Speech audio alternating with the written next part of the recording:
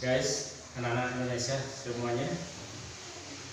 Untuk pertemuan kali ini kita akan membahas lanjutan daripada yang sebelumnya, yaitu tentang pembentukan bayangan pada cermin cekung atau cermin konvergen. Karena sifat cermin cekung adalah mengumpulkan cahaya atau konvergen. Dan sebelumnya kita ingatkan bahwa ini yang namanya sumbu utama. Kemudian kita tancapkan jangka di titik P, pusat kelentungan cermin, goreskan berpotongan di titik O, pusat optik. Antara O dan P dibagi dua sama panjang, pas di tengah-tengahnya merupakan titik fokus F. Nah, untuk pertemuan kali ini akan kita pelajari untuk benda di ruang satu, yaitu di antara titik O dan titik F.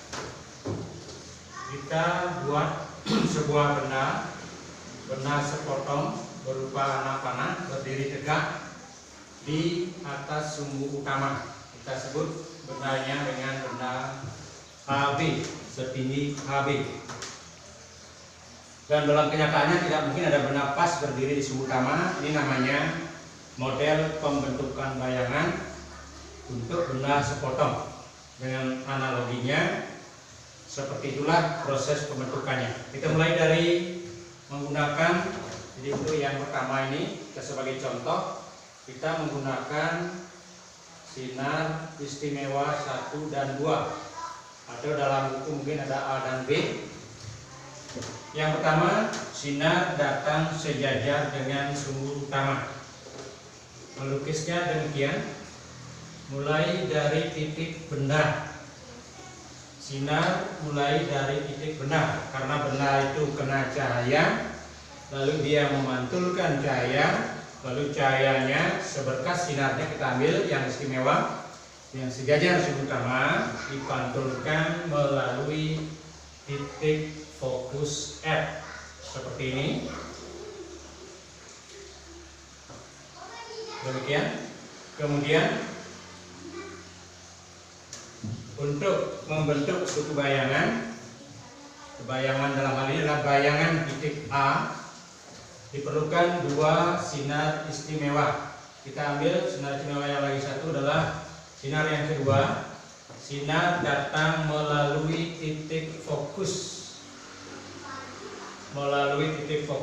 namun dibuatnya dari titik fokus ke benda itu berupa garis putus-putus, yang artinya perpanjangan sinar datang.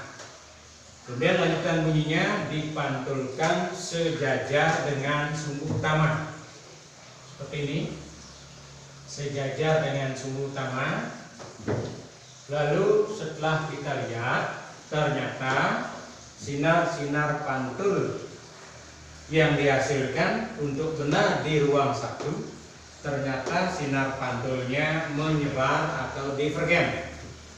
Untuk terbentuknya suatu bayangan harus terjadi perpotongan antara sinar-sinar pantul atau perpanjangan sinar pantul.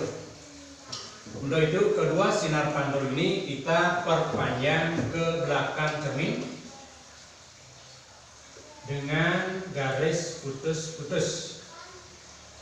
Garis putus-putus ini menandakan garis di belakang cermin, yang artinya semua yang di belakang cermin bersifat maya atau semu. Nah, terbentuklah perpotongan titik atau berpotongan di sebuah titik yang kita sebut dengan titik A aksen. Karena bendanya tegak lurus dengan sumbu utama, maka bayangannya kita lukis juga tegak lurus dengan sumbu utama. Di bayangan benda AB kita lukis di belakang cermin dengan garis putus-putus tegak lurus dengan sumbu utama, dan pangkalnya ini merupakan bayangan titik B yang disebut dengan B aksen. Kemudian dari lukisan ini bisa kalian lihat bahwasannya bayangan yang terbentuk berada di belakang cermin, kemudian dia lebih tinggi, dan titik A-nya tetap berada di atas titik B, sehingga sifat bayangannya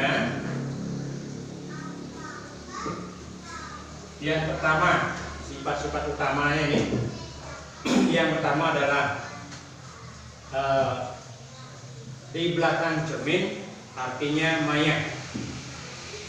Maya itu bahasa lainnya adalah semu, bahasa lainnya adalah virtual atau virtual. Kemudian yang kedua, jadi kemungkinan pertama maya atau nyata, lawannya nyata. Kemudian yang kedua, tegak apa terbalik, karena A tetap di atas, B di bawah, itu namanya tegak terhadap bendanya. Kemudian yang ketiga, ukuran benda, karena ini benda sepotong, kita lihat dari panjangnya. Karena A aksen B aksen lebih panjang dari AB, maka disebut bayangannya diperbesar. Diperbesar. Jadi untuk benda di ruang 1 di depan cermin cekung, maka sifat bayangan yang dihasilkan adalah maya, tegak, dan diperbesar. Dan perlu Anda pahami baik-baik bahwa ini adalah salah satu model proses pembentukan bayangan untuk benda di ruang 1.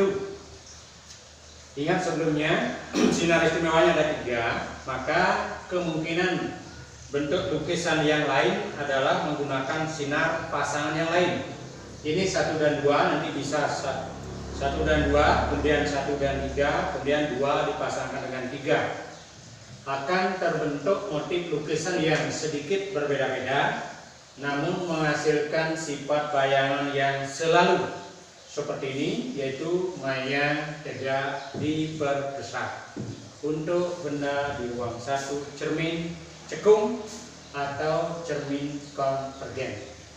Demikian, mudah-mudahan bisa dipahami. Dalam kondisi pandemi COVID-19, kita belajar dari rumah. Saya harap kalian dapat memahami ini dengan baik. Kemudian buatlah sebagai bukti pemahaman, kalian buat lukisan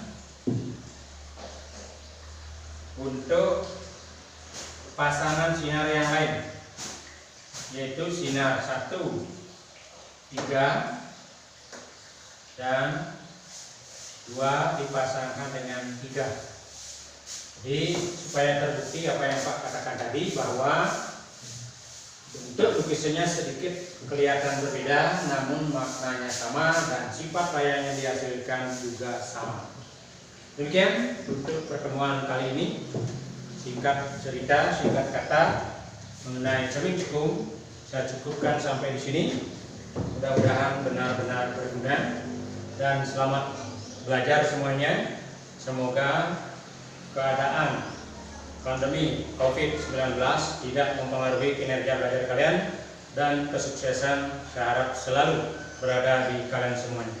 Semangat belajar!